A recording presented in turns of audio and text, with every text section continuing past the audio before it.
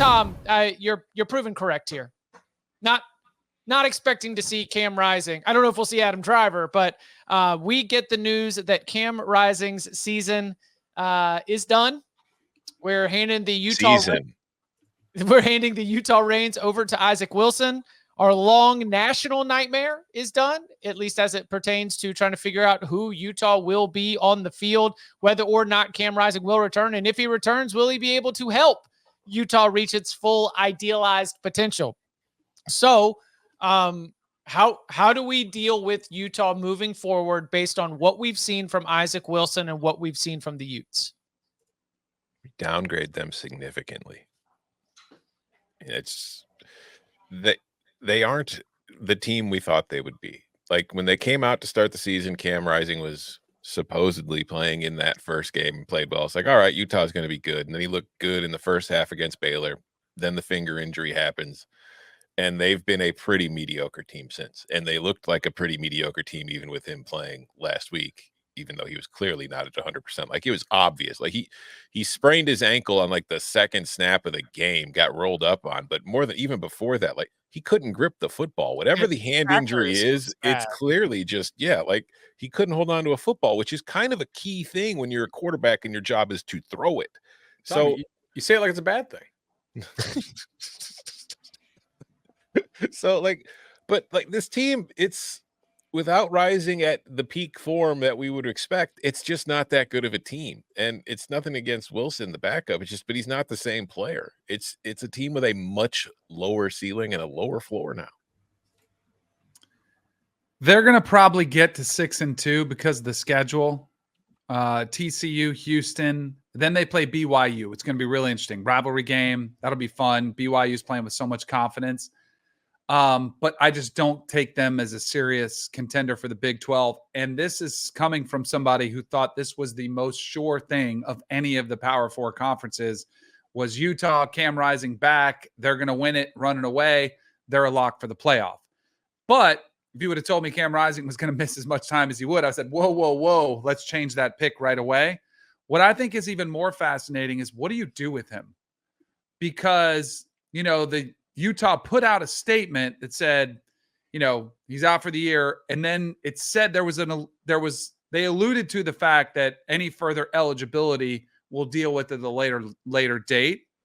As good as he is, he has been incredibly injury prone the last 2 seasons. We are paying players now. So I don't know what his rate is. I'm assuming it's over 500,000. I don't know what Utah's paying, but do you want to allocate that money back? Like, does Utah want Cam Rising back? And I don't know if they do. I don't know if that's necessarily a good thing to play that waiting game and what it prohibits you from potentially bringing in to Utah. So I think we might have seen the last of Cam Rising at Utah. I'm interested to see what comes of this situation overall, because him playing against Arizona State basically lost them the game. Mm-hmm. And it was amazingly bad. We sipping on the bone broth? Let's go. You noticed that, huh? Danny's just my wife. That's really you two are the same people. Oh man. Okay. So why did he play that game? There were reports 3 weeks ago that he was going to play, or that he was likely to play. And after observing him in this, there's no freaking way he was anywhere close to being ready to play 3 weeks ago. Those were wrong. But why did he play in this one? He was so bad. And we've seen Wilson play, and Wilson's not good. But I don't think Wilson has played any games so far this year that are as bad as that. That was awful. Bro, do we just think he was going to gamer? He's a gamer. He's going to game his way back in? Because like Tom said, he couldn't grip the football. He's double clutching it to throw bad pit. Was there some kind of promise made, or I don't get it. Motivation. What about the Whittingham of it all? We've got somebody who has announced that he is not going to be the head coach with a TBD on when he steps down. Right. This is why it feels weird to me. Who made the call that he needed to be playing? Cam Rising, coach in waiting. Was it Utah? Yeah. Doesn't it feel strange to you guys? Maybe I'm wrong. No, and the 8th year of eligibility thing comes down to me being how is this it for Whittingham? What does Morgan Scalley want to do? When does he want to be able to usher in the new era? Does Andy Ludwig, very experienced offensive coordinator who has done a really good job at multiple stops, does he want to be on Morgan Scalley's staff as the offensive coordinator if Cam Rising is back? I mean, there's a lot that is very murky about the future of Utah football, a program that was peaking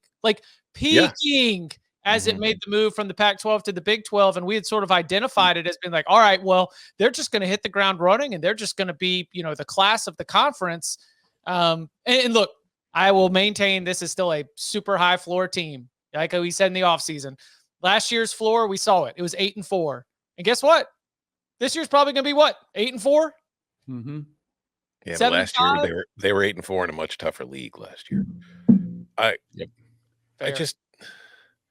think that coaching staff appreciates Cam Rising. I think they love Cam Rising. I think the guys in that locker room love Cam Rising. I don't think this has anything to do with Cam Rising. No, as much as I just think Utah, for the sake of the program, needs to move on, because you can't be playing this game again next year of the will he or won't he play. I think you just need to. If Cam wants to play another season, he's going to have to play it somewhere else.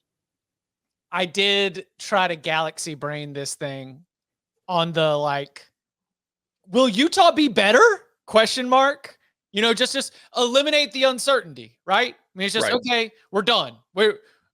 Maybe it's for the coaches. We are now going to drill in on exactly what Isaac Wilson does, and we are going to do those few things that he can do well, really, really well. We're going to strip this thing down to, we are going to be limited, but at least the things we can do at a high level, because we're not going to be asking anybody to do anything from the Cam Rising playbook. Is it something with the confidence where everybody in that team, everybody on that offense is now like, all right, we got to rally together. There's no more Cam's going to save us lingering in the back of my mind. But I don't know if I believe that, but I at least, in the dead cat bounce, is there a possibility that Utah gets through this? I don't think Utah competes for the Big 12 title with Isaac Wilson, but I at least wondered if, as choppy as Utah has been over the last month or so, I wondered if there's a positive outcome for this if you're a Utah fan. I think the lesson here is, and every single one of us on this show has experienced it. Everybody watching and listening has experienced it. Grief is hard. Loss is sometimes hard to deal with and come to accept. They have to accept that Cam is gone. This is all the stages. Please contact Tom Fornelli. He can help guide you through this. He is not a licensed professional, but he's got a big heart and he's here to listen.